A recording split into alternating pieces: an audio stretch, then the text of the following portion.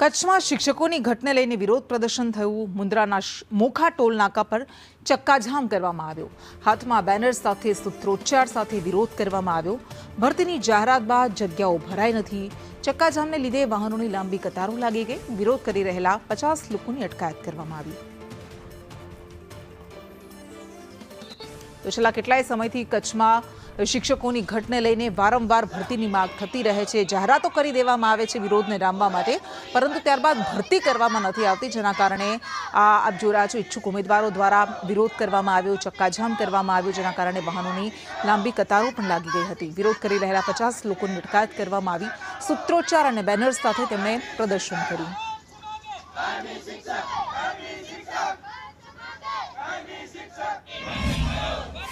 આજે જે પ્રમાણે આતંકી દેશ પાકિસ્તાન દ્વારા ભારતના 26 નિર્દોષ નાગરિકોનો ભોગ લેવાઈ ગયો, ત્યારે જ દેશના વડાપ્રધાન શ્રી કહેતા હતા કે એક સાથે પાણી અને એક સાથે લોહી બે ન વળી શકે।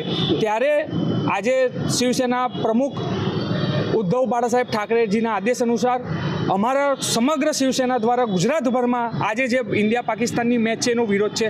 ભારતીય જનતા પાર્ટીના અમુક નેતાઓ આની સપોર્ટમાં આવે છે કે આ ઇન્ટરનેશનલ મેચ છે, આંતરરાષ્ટ્રીય ધારાધોરણો મુજબ આ મેચ રમાવી જોઈએ। ત્યારે અમારું તો સ્પષ્ટ માનવું છે કે દેશ હિતની વાત હોય, દેશની વાત હોય, દેશની અખંડતાની વાત હોય તો કોઈ પણ ધારાધોરણ દેશના ઉપર નથી। કચ્છમાં છેલ્લા ઘણા સમયથી શિક્ષકોની ઘટ સતાવી રહી છે અને આશાપુરા ચેરિટેબલ ટ્રસ્ટ છે તેમના દ્વારા આંદોલન કરવામાં આવી રહ્યું છે। આજે મુન્દ્રાના મોખા ટોલ નાકા ખાતે પણ અત્યારે વિરોધ પ્રદર્શન કરવામાં આવ્યું છે। તમે જોઈ શકો છો તે પ્રમાણે મોટી સંખ્યાની અંદર લોકો જોડાયા છે અને વિદ્યાર્થીઓ છે તે પણ હાથમાં બેનરો સાથે અત્યારે વિરોધ પ્રદર્શન કરી રહ્યા છે।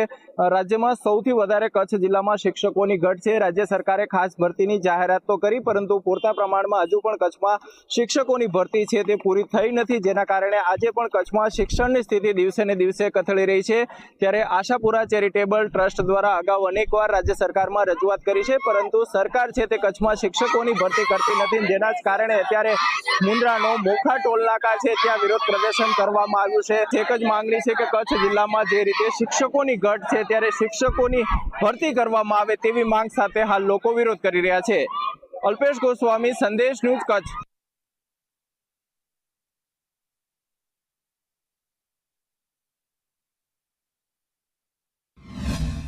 એની અંદર શિક્ષકોની ઘટ વર્ષોથી ચાલી આવે છે। આજકાલની કોઈ ઘટ નથી અને ઘટને લઈને સ્પેશિયલ ભરતીની જાહેરાત કરવામાં આવી, બણગા ફૂંકાવવામાં આવ્યા કે કચ્છ માટે 4100 શિક્ષકોની અમે સ્પેશિયલ ભરતી કરીશું, પણ અંતે આજે એ 4100 માંથી 1 થી 5માં જે 2500ની જગ્યા છે, માત્ર 1100 શિક્ષકોનું સિલેક્શન થયું છે। અહીંયા સ્થળ ઉપર પહોંચતા 800 શિક્ષકો વધશે અને 1100 સામે રાહ જોઈ રહ્યા છે કે એ બદલી ના જિલ્લા ફેરબદલીના ઓર્ડર હાથમાં લઈને બેઠા છે। એટલે કચ્છની પરિસ્થિતિ જેની તે રહેશે।